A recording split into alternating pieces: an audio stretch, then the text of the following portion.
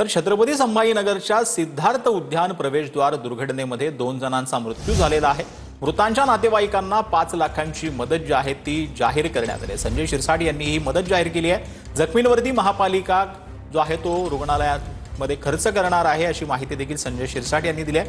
घटनेला जबाबदार असणाऱ्यांवर फौजदारी गुन्हे दाखल करण्याच्या सूचना दिल्याचं देखील यावेळी शिरसाटांनी सांगितलं।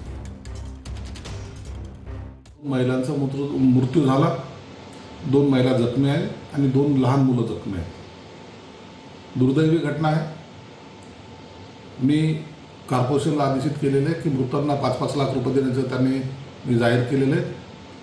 तसेच जे जखमी आहेत त्यांचा सगळा उपचार कॉर्पोरेशनतर्फे केला जाईल।